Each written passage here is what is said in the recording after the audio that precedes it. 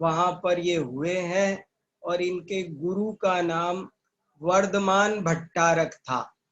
वर्धमान भट्टारक के शिष्य धर्मभूषण थे और उन्होंने ये न्याय दीपिका नाम का एक ऐसा क्रांतिकारी ग्रंथ लिखा है कि जिसके बारे में मैं कहता रहता हूँ कि यही एक ग्रंथ पढ़ लो तो बाकी सब पढ़े जाएंगे।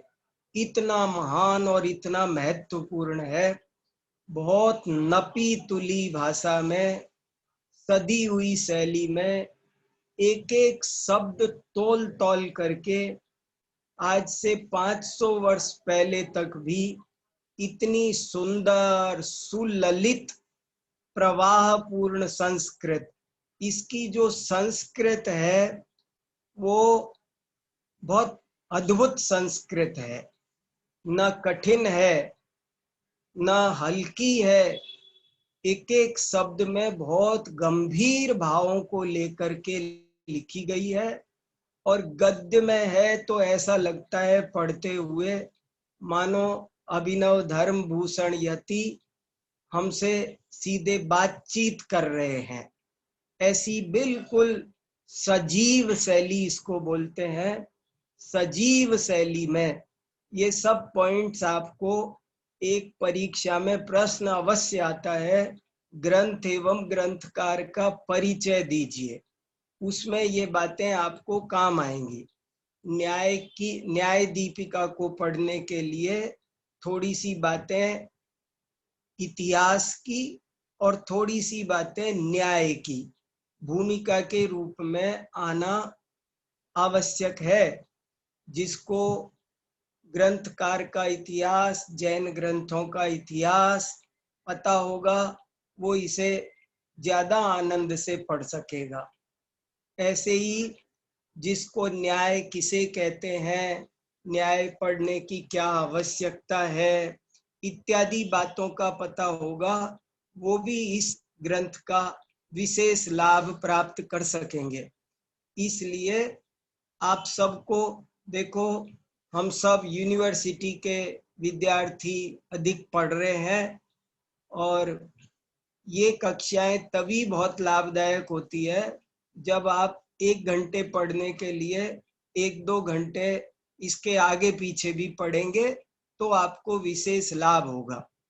मैं ये कहना चाहता हूँ कि हम न्याय दीपिका तो शुरू कर रहे हैं, लेकिन न्याय किसे कहते हैं, जैन न्याय की क्या विशेषता है, न्याय शास्त्र को पढ़ने से क्या लाभ होता है, ये 3-4 बातें आपको जरूर आनी चाहिए। और उसके लिए मैंने छोटे छोटे लेख भी लिखे हैं और कुछ ये जो एक न्याय मंदिर नाम की पुस्तक है, ये न्याय मंदिर नामक पुस्तक से भी आपको इसका लाभ होगा।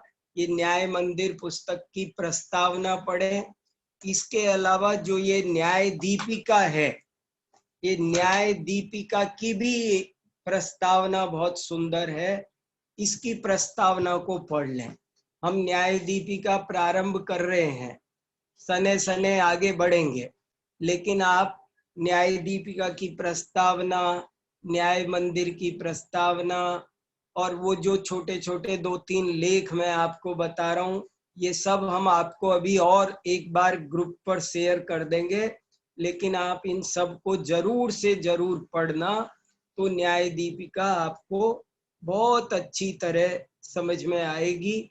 बहुत 300 ग्रंथों के बीच जगमगाता हुआ कोई नूर कोई है तो उसका नाम है न्याय दीपिका।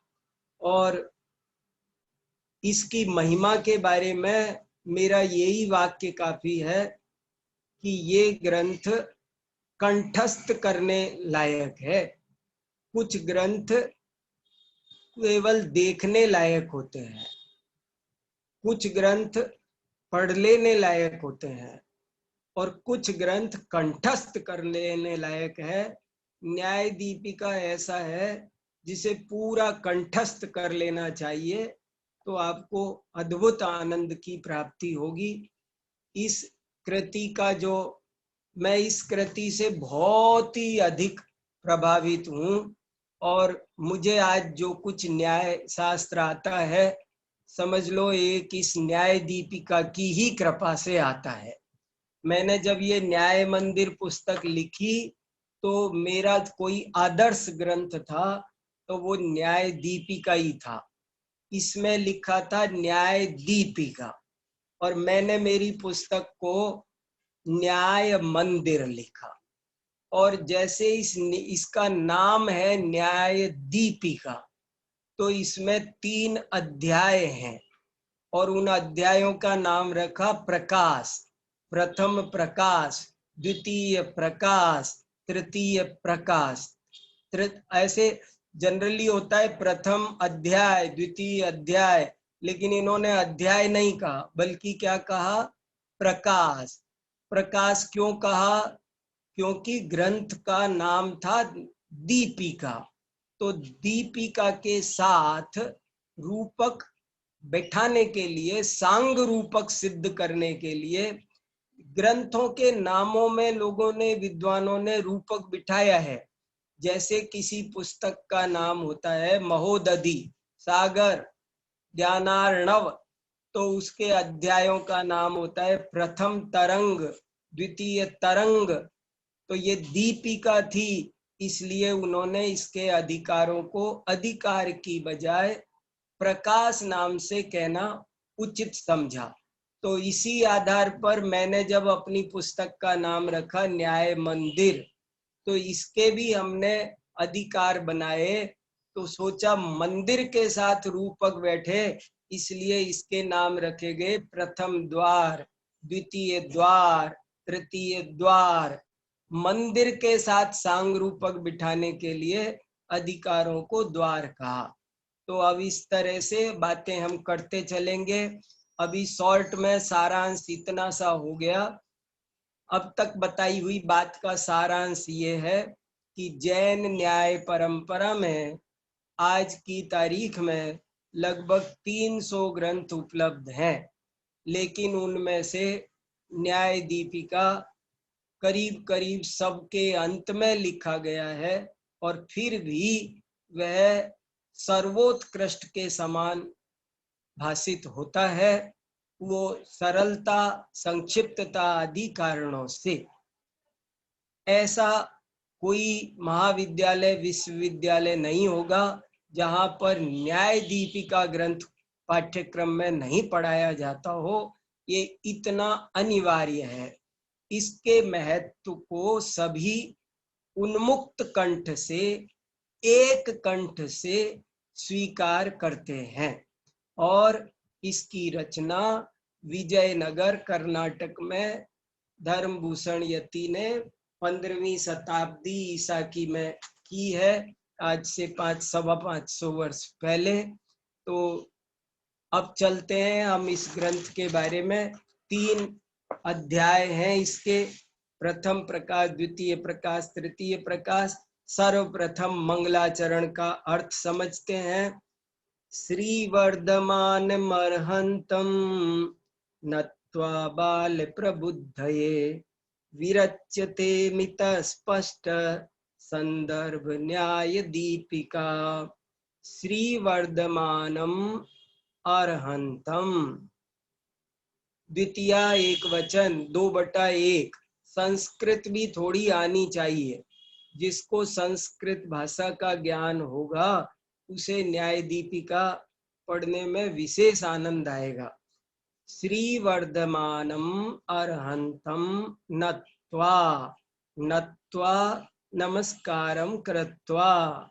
श्री वर्धमान अर्हंत को नमस्कार करके बाल प्रबुद्धये, बाल प्रबुद्धये 4/1, बालकों को समझाने के लिए, प्रबुद्धये चतुर्थी विभक्ति एक वचन, बाल प्रबुद्धये। और यहाँ बाल माने क्या? बाल माने होता है बालक, लेकिन यहाँ कौन सा बालक समझना चाहिए? तो यहाँ साफ साफ लिखा है, ये देखो इसके नीचे ये जो न्याय दीपिका है उसके नीचे इसके ऊपर एक टिप्पण तैयार किया गया है। और उस टिप्पण का भी नाम सांग रूपक बिठाते हुए टिप्पण का नाम रखा है प्रकाश। न्याय दीपिका प्रकाश नाम का टिप्पण है। और ये टिप्पण किसने लिखा है? संस्कृत टिप्पण के लेखक दरबारी लाल कोठिया। ये सब भी छोटी छोटी बातें आपको पता होना चाहिए। न्याय दीपिका का संपादन को किसने किया, कब किया, प्रकाशक कौन है, ये सब बातें भी इसकी भूमिका से आपको सबको अच्छे से ज्ञान होगा, वो सब पता हो रहना चाहिए। प्रकाश नाम का ये टिप्पण है। इस टिप्पण में एक एक शब्द का बहुत अच्छा अर्थ कर रखा है बालकों को समझाने के लिए। तो यहाँ बालकृत माने क्या? तो कहा यहाँ वयकृता बाला न गृह्यन्ते अपितु मतिकृता बाला गृह्यन्ते। वय उम्र से बच्चे हों वो मत समझना, बल्कि बुद्धि से जो बच्चे हैं उनके लिए, माने मंद बुद्धि जीवों के लिए, अल्प बुद्धि जीवों के लिए। या मंद बुद्धि और अल्प बुद्धि कहना भी थोड़ा कम अच्छा लगता हो आपको, थोड़ा किसी को सुनने में अपमानजनक लग सकता है कि मुझे अल्प बुद्धि मंद बुद्धि कह रहे हैं। तो बाल शब्द का अर्थ करना चाहिए जो इस क्षेत्र में नए हैं। ये अपमानजनक भी नहीं रहेगा। कोई IAS हो सकता है, कोई बहुत बड़ा राजा हो सकता है, कोई बहुत वैज्ञानिक हो सकता है, कोई बहुत बड़ा अर्थशास्त्र में निपुण हो सकता है, लेकिन न्याय शास्त्र के लिए जो नया है, बालक माने नया, जो न्याय शास्त्र के फील्ड में आज ही आया है, उसको समझाने के लिए प्रबुद्धये उसे प्रे उपसर्ग लगाया, उसे भली भांति समझाने के लिए श्री वर्धमान अरहंत को नमस्कार करके। अब देखो, श्री वर्धमान अरहंतम, बड़े लोग बड़ी कुशलता से बोलते हैं, उनका बोलने में बहुत अर्थ, ज्ञानियों की बात में अर्थ भरा रहता है। और यदि खुलासा करो ना तो बहुत लंबी बात जा सकती है। अब श्री वर्धमान मरहंतम पर यदि हम चर्चा करें तो आज 1 घंटा तो आराम से बीत सकता है, लेकिन हमें पूरा ग्रंथ पढ़ना है, इसलिए ज्यादा मैं सिर्फ संकेत कर सकता हूँ, ज्यादा बता नहीं सकता हूँ। श्री, श्री माने, श्री शब्द का बहुत गहरा अर्थ है। मेरी इस समय आत्म परीक्षा की कक्षा भी चल रही है, उसमें मैंने श्री शब्द की ओर इशारा किया है। श्री शब्द से आप 500 पेज लिख सकते हैं। श्री माने क्या? भारतीय संस्कृति में श्री शब्द में बड़ा रहस्य भरा पड़ा है। श्री शब्द का अर्थ होता है लक्ष्मी। श्री शब्द का अर्थ होता है श्रेय, कल्याण। श्री माने लक्ष्मी करो, तो लक्ष्मी के भी फिर बहुत सारे व्यापक अर्थ होते हैं। श्री माने लक्ष्मी, पर लक्ष्मी माने क्या? रुपया पैसा नहीं। श्री माने अंतरंग लक्ष्मी, बहिरंग लक्ष्मी। बहिरंग लक्ष्मी माने समव शरणादि है, वे बहिरंग लक्ष्मी है।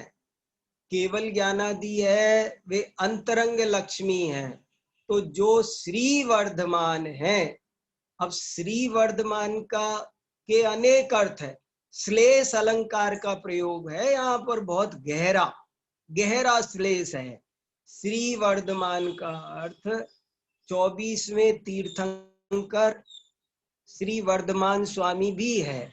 और श्री वर्धमान का अर्थ सभी अरहंत है। अरहंत लिख दिया ने। श्री वर्धमान विशेषण है, अरहंत विशेष्य है। विशेषण विशेष्य भी सब आने चाहिए। जैसे काला कौआ, तो काला विशेषण है, कौआ विशेष्य है। तो कोई पूछे यहाँ किसको नमस्कार किया गया है, प्रश्न आ जाता है कि न्याय दीपिका के मंगलाचरण में किसको नमस्कार किया है। तो एक उत्तर है कि 24वें तीर्थंकर श्री वर्धमान स्वामी को नमस्कार किया है। दूसरा उत्तर है कि सभी अरहंतों को नमस्कार किया है। जितने भी अरिहंत श्री वर्धमान हैं उन सब को किया है। ऐसे करके बहुत सारी बातें इसमें से निकलती है। अगर हम खींच के निकालेंगे तो बहुत बातें निकलेंगी। श्री वर्धमान मर्हंतम नत्वा बाल प्रबुद्धये विरच्यते। विरच्यते ये कवि की विनम्रता को भी बताता है। विरच्यते, रचयामी नहीं कहा, विरचयामी नहीं कहा, बल्कि मया विरच्यते, इदम कार्यम मया भवति, करोमि नहीं। ये बहुत महत्वपूर्ण बात है।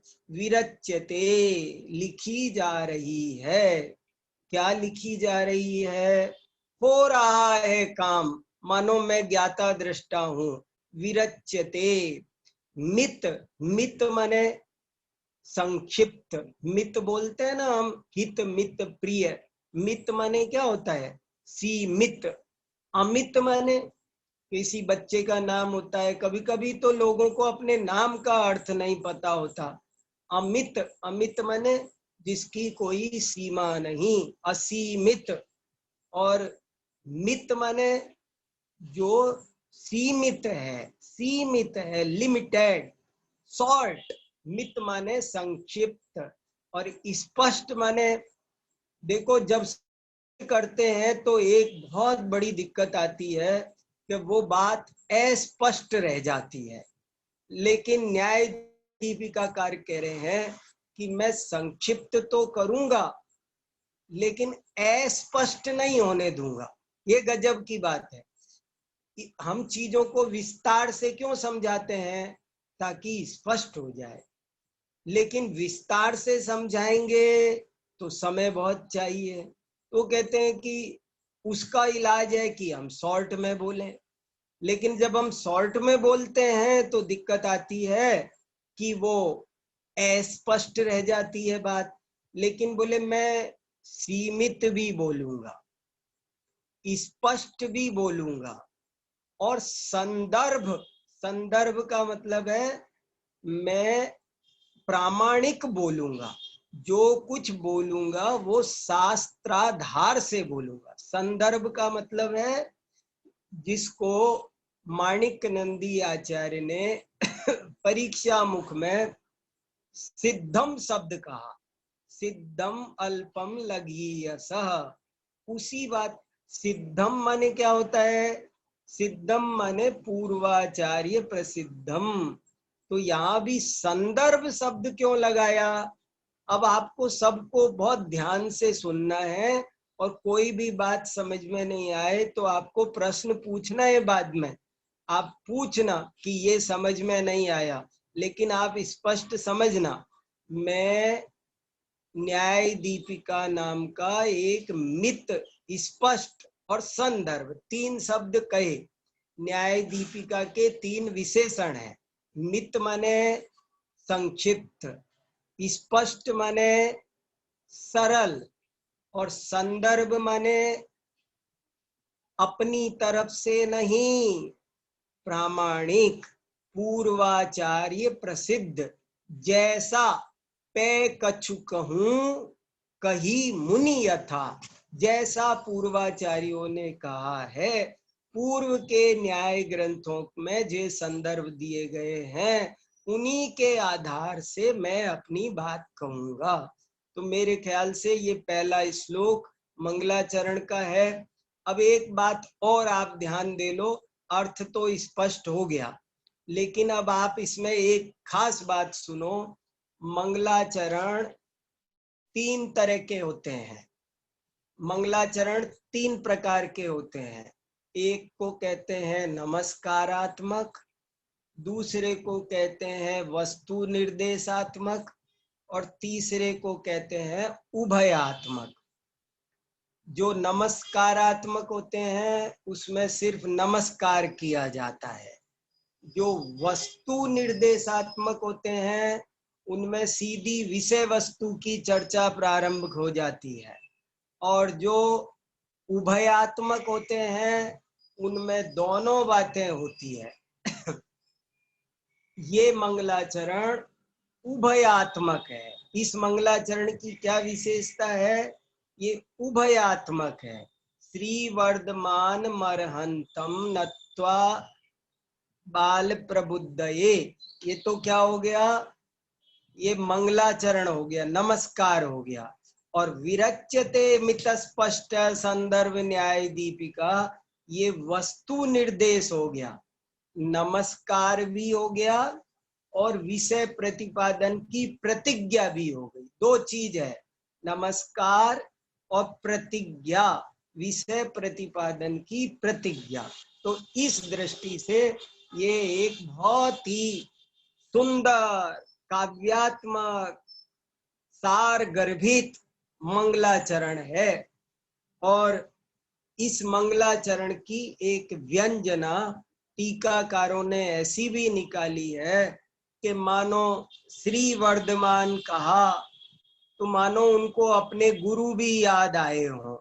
उनके गुरु का नाम भी वर्धमान भट्टारक है। धर्मभूषण यति के गुरु जी का नाम है वर्धमान भट्टारक। तो देखो, अपने गुरु जी भी मानो, गुरु को भी नमस्कार हो गया, देव को भी हो गया, और श्री करके शास्त्र को भी हो गया। इस मंगलाचरण में देव को नमस्कार, शास्त्र को नमस्कार, गुरु को नमस्कार, प्रतिज्ञा, और कैसा एक सुंदर न्याय को दीप्त करने वाला ग्रंथ लिखा जा रहा है। दीप्त माने प्रकाशित करने वाला, स्पष्ट करने वाला ग्रंथ लिखा जा रहा है। मित नहीं लिखते तो बड़ा हो जाता, स्पष्ट नहीं लिखते तो ऐसा आनंददायक नहीं होता, सुबोध नहीं होता। मित होने से सरल हो गया, स्पष्ट होने से सुबोध हो गया, और संदर्भ होने से प्रामाणिक हो गया, पूर्वाचार्यों की परंपरा से जुड़ गया। इतनी सारी बातें इस एक ही मंगलाचरण में से निकलती है। और भी बहुत सारा अर्थ है, लेकिन वो उसको मिलेगा जो इसमें चिंतन करके डूबेगा। जिन खोजा तिन पाइया, गहरे पानी बैठ। आपको ये श्लोक याद करना है, और याद करके गाना है, गुनगुनाना है, इसको लेकर के मानो सामायिक करना है। श्री वर्धमान मरहंतम नत्वा बाल प्रबुद्धये, विरच्यते मित स्पष्ट संदर्भ न्याय दीपिका। ऐसे जब आप पढ़ेंगे तो आपको अद्भुत आनंद की प्राप्ति होने वाली है, बहुत आनंद मिलेगा, इसमें से रस निकलेगा। ये कामधेनु है, इसमें रस भरा है। आप जब इसमें डूबेंगे तो धीरे धीरे रस निकलेगा। मैं आगे बढ़ता हूँ। बढ़ना जरूरी है। देखो चलो, अब न्याय दीपिका प्रारंभ होती है। प्रमाण नय विवेचनस्य पीठिका, प्रमाण नय विवेचन की पीठिका। प्रमाण नय माने न्याय। ये भी एक बात याद रखें, न्याय किसे कहते हैं सबको याद होना चाहिए। कभी भी पूछा जाए, सोते भी झकझोर दे कोई, न्याय किसे कहते हैं, तो तत्काल बोलना प्रमाण नयात्मको न्यायः। न्याय किसे कहते हैं? प्रमाण नयात्मक न्याय होता है, यानी प्रमाण और नय के समूह का नाम न्याय है। प्रमाण और नय के समूह का नाम, इन दोनों के प्रयोग का नाम न्याय है। तो ये यहाँ पर प्रमाण नय विवेचन की पीठिका। पीठिका माने क्या होता है? ये सब शब्द हमसे नए जमाने में छूटते जा रहे हैं, इनको समझो। पीठ माने क्या होता है? जैसे हमारी यूनिवर्सिटी का नाम रहा विद्यापीठ। तो विद्यापीठ माने, पीठ माने क्या होता है? मैंने कई बार हमारे एक आधा विद्यार्थियों को पूछा कि भैया बताओ विद्यापीठ माने क्या, तो कोई कोई बता नहीं पाता। अरे पीठ माने होता है आसन, विद्या का आसन। पीठ माने आधार, आसन जिस पर बैठा जाता है, जो हमें संरक्षण देता है, जो हमारा मूलाधार होता है। तो ये पीठिका, पीठिका का अगर दूसरा शब्द अनुवाद करूं तो भूमिका। भूमिका, भूमिका माने जैसे बिल्डिंग, महल, बहुत बढ़िया मंदिर है, बहुत बड़ा महल है, बहुत बड़ा कीर्ति स्तंभ है, लेकिन वो कीर्ति स्तंभ खड़ा किस पर होगा? तो जिस पर खड़ा होगा उसका नाम है पीठिका। समोसरण की पीठिका होती है, मानस स्तंभ की पीठिका होती है, भूमिका। पीठ माने आसन, भगवान जिन पर बैठ, गंधकुटी में पीठिका होती है। तो पीठ माने शब्द आने चाहिए भैया। शब्द ब्रह्मणि निष्णातः परम ब्रह्मादि गच्छति। जो शब्द ब्रह्म को जानता है वही पर ब्रह्म को जानता है। जिसे शब्द ब्रह्म नहीं आएगा उसे पर ब्रह्म नहीं आ पाएगा अच्छे से। तो प्रमाण नय विवेचनस्य पीठिका। अब आगे बढ़ता हूं, देखो आप टेक्स्ट में, प्रमाण नयैरधिगमः इति महाशास्त्र तत्वार्थ सूत्रम। स्क्रीन पर लगा सकते हो तो लगाओ श्रुति बेटा संदेश। प्रमाण नयैरधिगमः इति महाशास्त्र तत्वार्थ सूत्रम। कितना बढ़िया का। देखो मैं तो यहीं लट्टू हो गया। अगर न्याय दीपिका को आप मन लगा के पढ़ेंगे तो आप नाचेंगे, आपका तन मन नृत्य करने लग जाएगा जो एक बार न्याय दीपिका को समझेगा। देखो कहां से बात प्रारंभ हो रही है। बात शुरू कर, कहा ने मैं संदर्भ के बिना कुछ नहीं कहूंगा। तो पहले बात शुरू करते हैं तो पहले सूत्र से बात करते हैं। ग्रंथ कहां से शुरू हो रहा है? देखो होना, मैं आपसे कहूं आप एक निबंध लिखो तो आप निबंध पहले अपनी तरफ से 2 लाइन लिखेंगे और फिर कहेंगे जैसा कि कहा गया है, फिर उद्धरण दोगे। लेकिन ये न्याय दीपिका कैसी है कि पहले उद्धरण दे रही है, पहले उद्धरण। और इसी से मुझे एक आदत लगी, आपको ये एक बात बता रहा हूं मैं, कि मैं कभी भी किसी सभा में 10 मिनट 5 मिनट बोलता हूं तो मैं कैसे बोलता हूं। मैं यहाँ कुंद कुंद भारती में जब भी आचार्य विद्यानंद जी सुनते थे तो वो इस बात से बड़े प्रभावित थे कि मैं, कोई कहे 10 मिनट बोलो आप, तो मैं पहले एक श्लोक या गाथा बोलूंगा, बाद में उसके आधार से अपनी बात बोलूंगा। तो ये हमारी बात आगम आगम आगमाधार से होनी चाहिए। तो यहाँ भी मानो न्याय दीपिका को खड़ा कर रहे हैं तो पहला सूत्र दे रहे हैं प्रमाण नयैरधिगम। आपकी स्क्रीन पर लग गया है, आप देखें पढ़े। प्रमाण नयैरधिगमः, अधिगमः ये अशुद्ध हो गया, अधिगमः होना चाहिए। प्रमाण नयैरधिगमः, माँ की मात्रा गलत लगा दी है, शुद्ध है। मेरे पास जो पुस्तक है उसमें तो शुद्ध है। प्रमाण नयैरधिगमः, प्रमाण ये तत्वार्थ सूत्र का प्रथम अध्याय का 6ठा सूत्र है। प्रमाण नयैरधिगमः इति महाशास्त्र। कैसे बोलने में धर्मभूषण यति का हृदय कैसा भरकर आ गया है, कितनी विनम्रता टपक रही है कि वो कह रहे हैं कि प्रमाण नयैरधिगमः। उनके दिल में, उनके हृदय में कैसा बहुमान, कैसी विनम्रता झलक रही है। ये पहली पंक्ति में वो कह रहे हैं प्रमाण नयैरधिगमः ये महाशास्त्र तत्वार्थ सूत्र है भैया।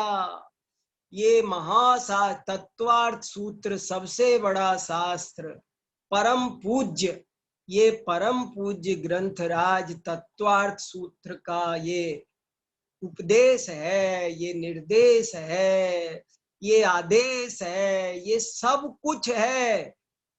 ये तीर्थंकरों का आदेश है, निर्देश है, उपदेश है। क्या उपदेश है कि प्रमाण नयही, प्रमाण नयही। नयही क्या है? 3/3 प्रमाण और तृतीया विभक्ति बहुवचन। प्रमाण और नयों के द्वारा अधिगम। अधिगम नाम क्या अर्थ हुआ? अधिगम यानी जानकारी। प्रमाण और नय के द्वारा ही जानकारी होती है। ये लोहे की लकीर है, ये अनंत तीर्थंकरों का उपदेश है, ये अकाट्य उपदेश है। ये महाशास्त्र तत्वार्थ सूत्र का, जैसे कोई संविधान बताता है ना, धारा अमुक धारा है, ऐसे ही वो बता रहे ये हमारा संविधान है, उसके अमुक अमुक penal code number, Indian penal code 1/6।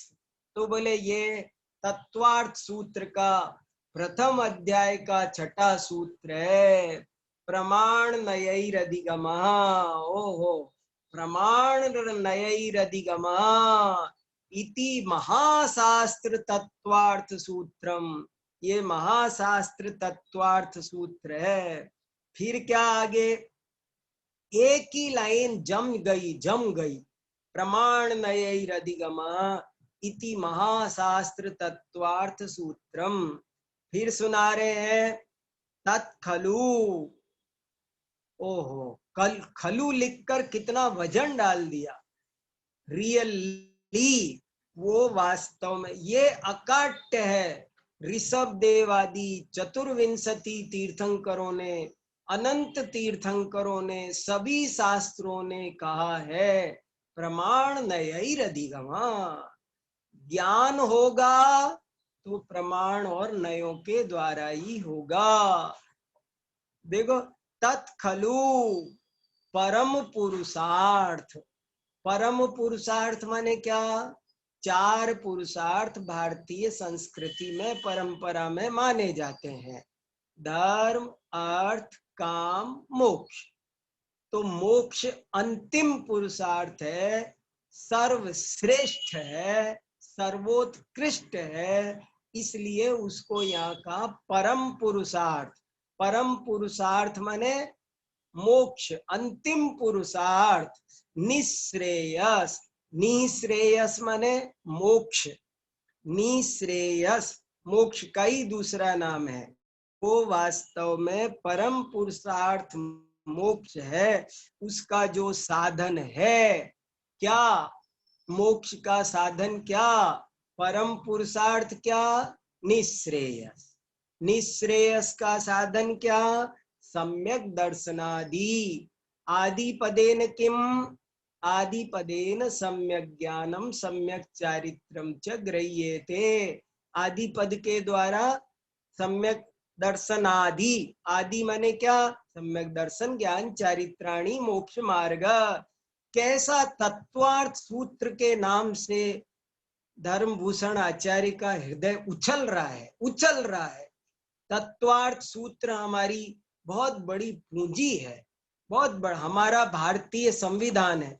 अभी आज भी मेरे पास एक तत्वार्थ सूत्र की बहुत सुंदर रचना आई है, ये नई छपी है। देखो, ऐसा लग रहा है गोल्डन कलर, पूरा सोने का बिस्कुट हो, बड़ा सुंदर है। जय कुमार जलज रतलाम वालों ने अनुवाद किया है, अभी नया छप के आया है, आज ही आया है मेरे पास में, आपको दर्शन कराए मैंने।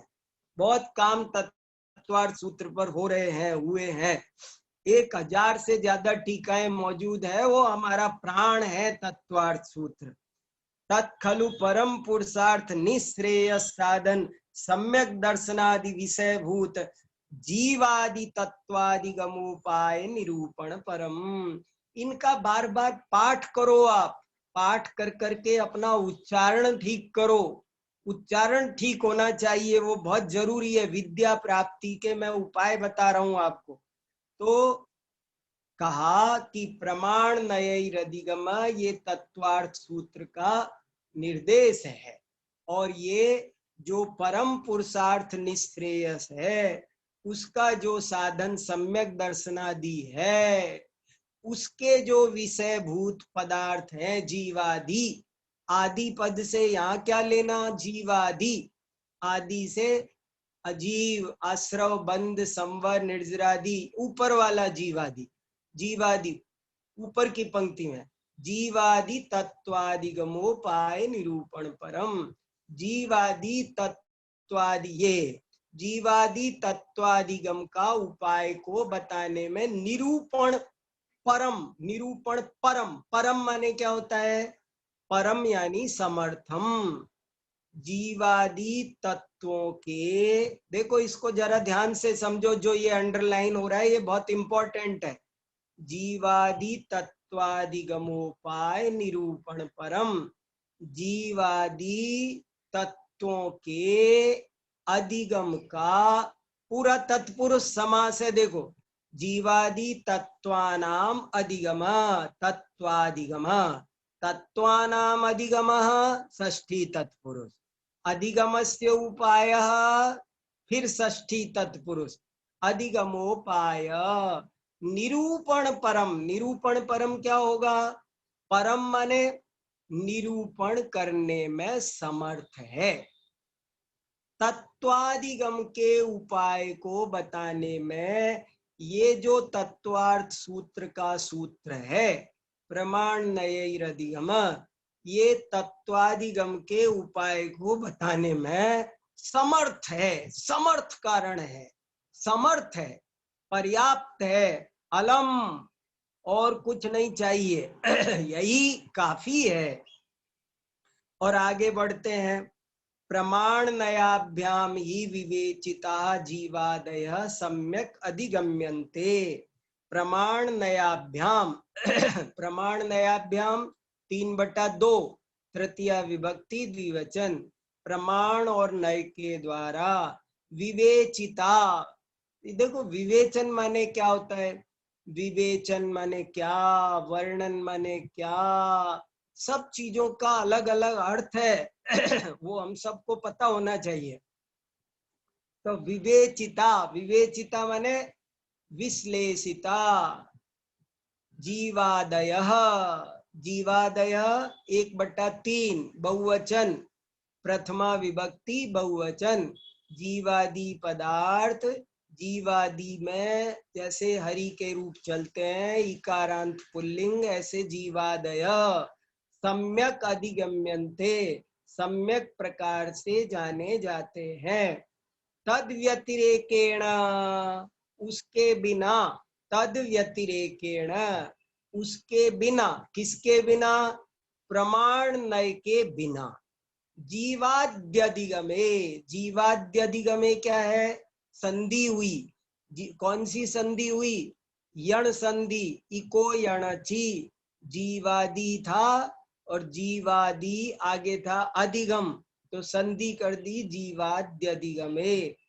जीवादि को जानने में, सप्तमी एक वचन, जीवादि को पहचानने में प्रमाण नय के बिना प्रकारांतरा संभवात, और कोई प्रकार नहीं है, प्रकारांतर, प्रकारांतर माने उपायांतर, अंतर माने दूसरा, अंतर शब्द का अर्थ होता है जैसे देशांतर, तो देशांतर माने दूसरा देश, तो प्रकारांतर असंभवात, दूसरा कोई उपाय, दूसरा कोई प्रकार, दूसरा कोई तरीका असंभव है, कठिन नहीं, माने तत्वों को जानना हो, देखो सारांश क्या निकला 4 लाइन का, कि जीवादि तत्वों को जानना हो तो एकमात्र एक ही उपाय है, और वो है प्रमाण नय, बाकी कोई उपाय नहीं है, प्रमाण नयैरधिगम, ये जो तत्वार्थ सूत्र का सूत्र है ये 300 न्याय ग्रंथों का आधार है, ये इस सूत्र पर जाकर 300 ग्रंथ लिखे गए, देखो आगे बढ़ते हैं। तथा एव जीवाद्यधिगमोपाय भूतौ प्रमाण नयावपि विवेक्तव्यौ। इसलिए जीवादि के अधिगम के जो उपाय भूत हैं प्रमाण नयौ अपि, अयादि संधि हो गई, एचो अयवायाव, प्रमाण नयहु, और अपि इधर ए था उधर औ था, एचो अयवायाव सूत्र से अयादि संधि होकर औ का आव हो गया। ये सब थोड़ी संधि समाज जिसको नहीं आती होगी उसको दिक्कत होगी, ये बार बार बताई भी नहीं जाएगी, अभी तो बता रहे हैं। ततः एव जीवादि अधि, ततः पर विसर्ग कैसे हट गया, ये विसर्ग संधि है, आगे ये होने से विसर्ग चला गया। ततः एव जीवाद्य अधिगमोपाय भूतौ, भूतौ क्या है ये, प्रथमा द्विवचन, राम रामौ, प्रमाण नयौ अपि विवेक्तव्यौ, उन्हीं का विवेचन करना चाहिए, विवेक्तव्यौ विवेचन करने योग्य है।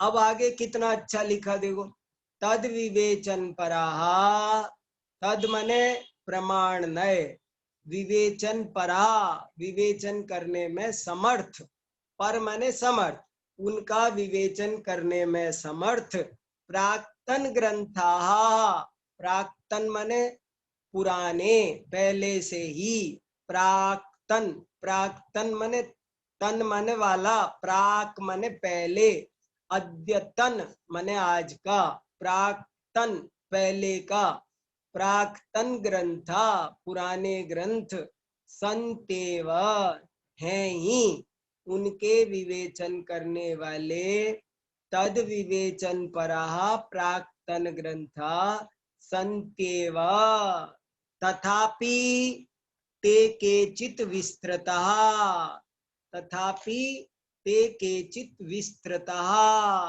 देखो कितना अच्छा लिखा कि उनका विवेचन करने वाले पुराने ग्रंथ संति एव, ये भी यण संधि है, संति एव, तथापि, तथापि माने ये दीर्घ संधि है, फिर भी, ते माने वे माने वे ग्रंथ, केचित विस्तृता, वो कह रहे हैं कि यद्यपि प्रमाण नय का स्वरूप समझाने वाले, विवेचन करने वाले पुराने ग्रंथ विद्यमान हैं, फिर भी वे कुछ विस्तृत हैं।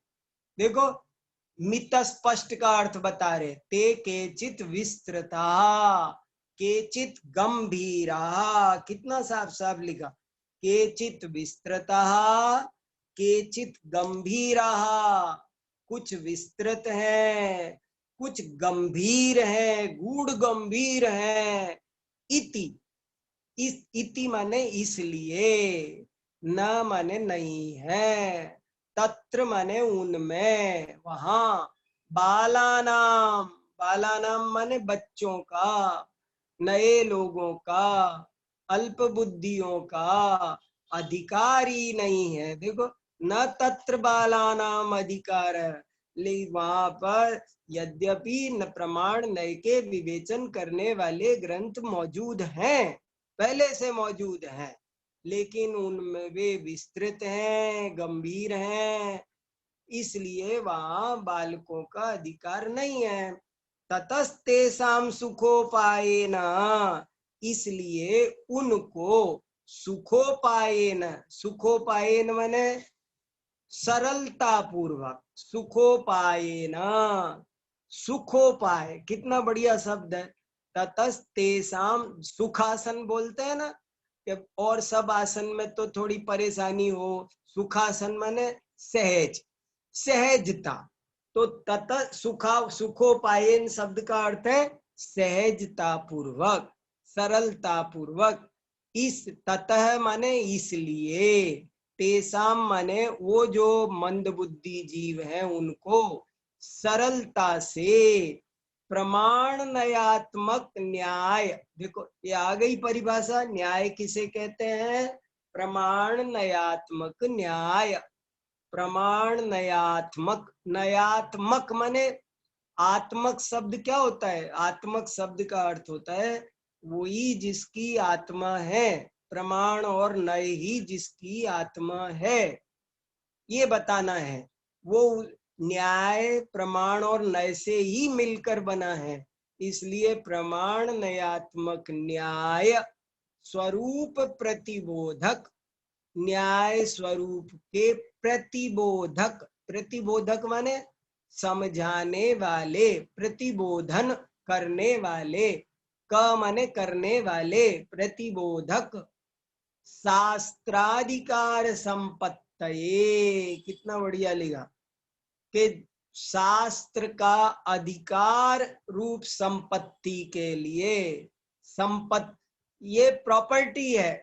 क्या प्रॉपर्टी है? कि आप प्रमाण नयात्मक शास्त्रों में प्रवेश करें, ये आपका राइट है, ये आपका अधिकार है। अधिकार हमको मिला हुआ है, हमें जीने का, जैसे कहते हैं ना भारतीय संविधान ने हमको अधिकार दे रखा है, जीने का अधिकार है, पढ़ने का अधिकार है, हमें स्वतंत्र रहने का अधिकार है, हमें समानता के साथ रहने का अधिकार है, ये हमारे अधिकार है और ये हमारी संपत्ति है। तो प्रमाण नयात्मक न्याय स्वरूप को बताने के शास्त्राधिकार की संपत्ति के लिए, संपत्तये 4/1 है ये, संपत्ति के लिए प्रकरणम इदम आरभ्यते, यह प्रकरण प्रारंभ किया जा रहा है। ये हो गई भूमिका। देखो कोई चीज, अब इससे ये भी सिद्ध हो गया, न्याय दीपिका एक प्रकरण ग्रंथ है। न्याय दीपिका कोई भाष्य नहीं है, न्याय दीपिका एक प्रकरण ग्रंथ है। प्रकरण ग्रंथ का मतलब वो अपना एक छोटा सा हिस्सा लेकर उसको स्पष्ट करके पूरा हो जाएगा, वो बहुत लंबी चौड़ी बातें नहीं करेगा, बस अपना प्रमाण नय का विषय लिया है उसने, प्रमाण नय अधिगमा, मानो इस सूत्र की ये व्याख्या ही मात्र है, प्रमाण नय अधिगमा सूत्र की मानो ये व्याख्या ही है। और अब ये व्याख्या कैसे हो, तो ये प्रकरण आगे बढ़ेगा। आपको किसी को कुछ पूछना तो नहीं है?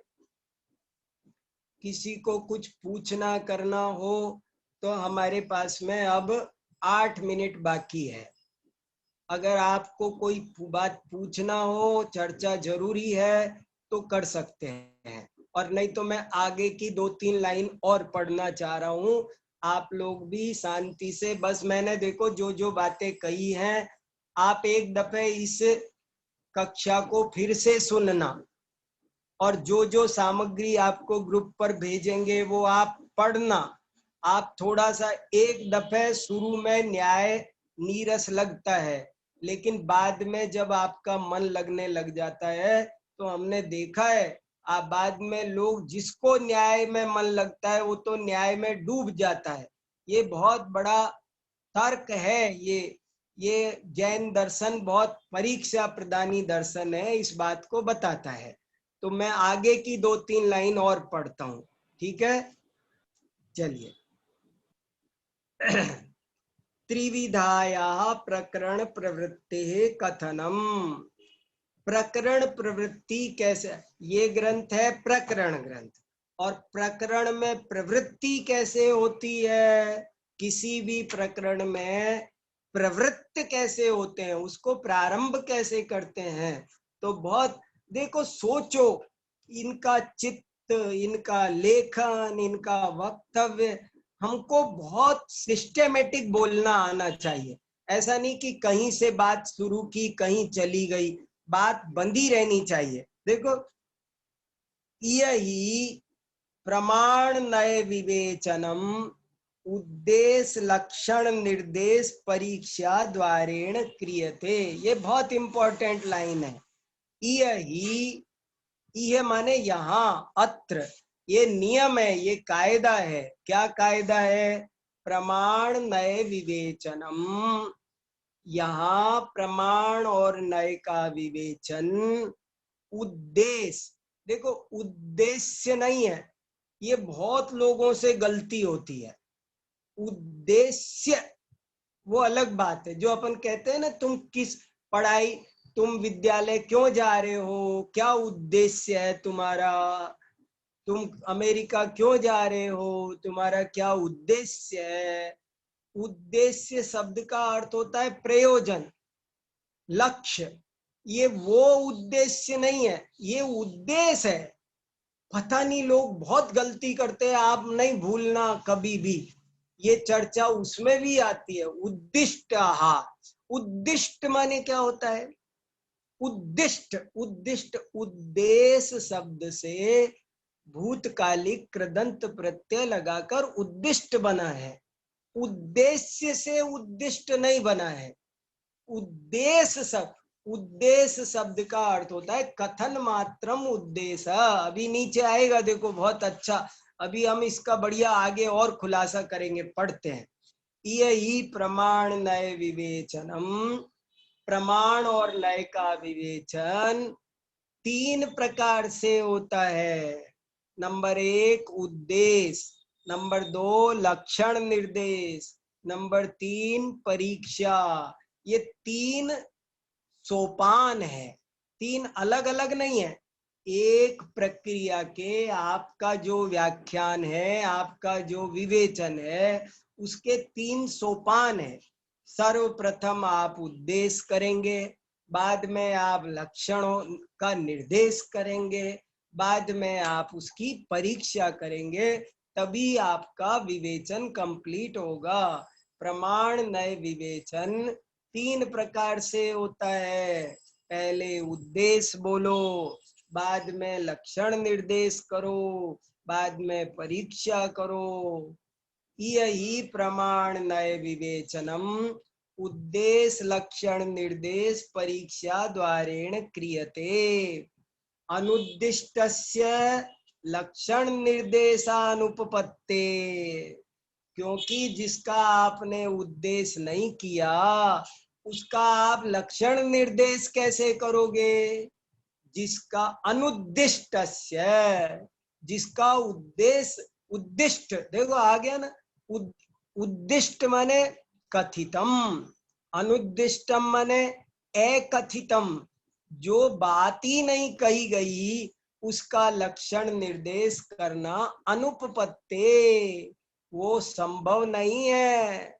और अनिर्दिष्ट लक्षणस्य, और जिसका लक्षण नहीं बताया गया, परीक्षितुम अशक्यत्वात्, उसकी परीक्षा करना अशक्य है। अपरीक्षितस्य विवेचना योगात्, और जिसकी परीक्षा नहीं हुई उसका विवेचन नहीं हो सकता है। ओहो, क्या लोक, और अंतिम पंक्ति तो कमाल कर दी धर्मभूषण आचार्य ने, देखो लोक शास्त्रयोरपि तथैव वस्तु विवेचन प्रसिद्धे, ये तो लाइन ही गजब की है।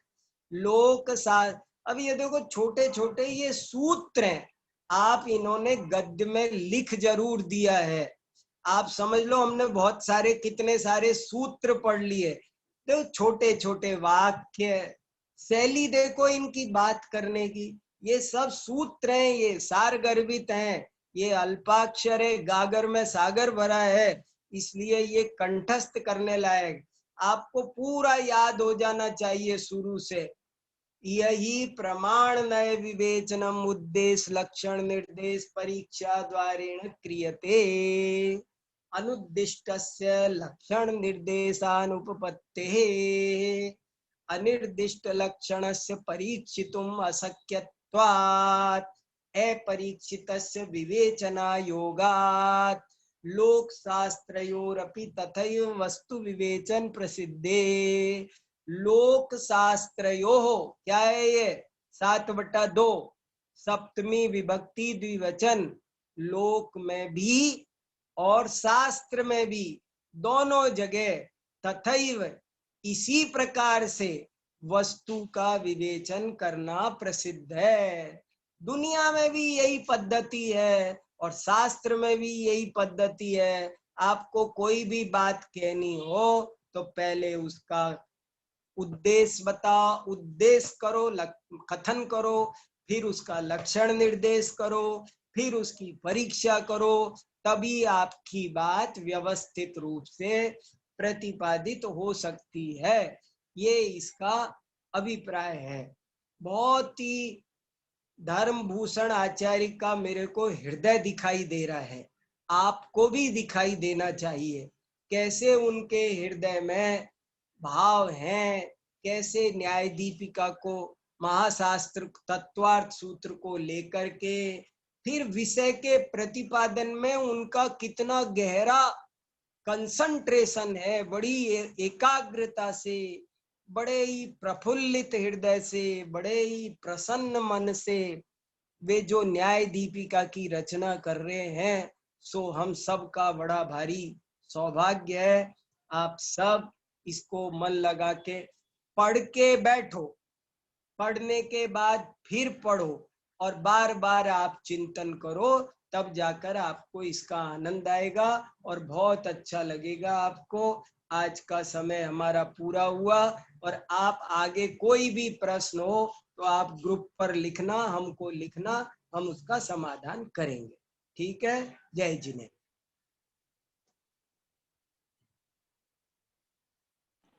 हाँ, बहुत बहुत धन्यवाद आदरणीय भाई साहब का।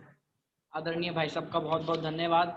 अभी हमने बहुत सुंदर कक्षा अटेंड की। मैं एक बात और बहुत अच्छी भाई साहब आपको बताना चाहता हूँ। हाँ, बताओ ना। कि ये जो हमारी कक्षा चल रही है ना, हाँ, एक तो कक्षा का प्रचार ऐसे होता है कि हमने सैकड़ों ग्रुपों में भेज दिया मैसेज, आप ज्वाइन हो जाइए, जूम लिंक भेज दी, परंतु इसका प्रचार ऐसे नहीं हुआ।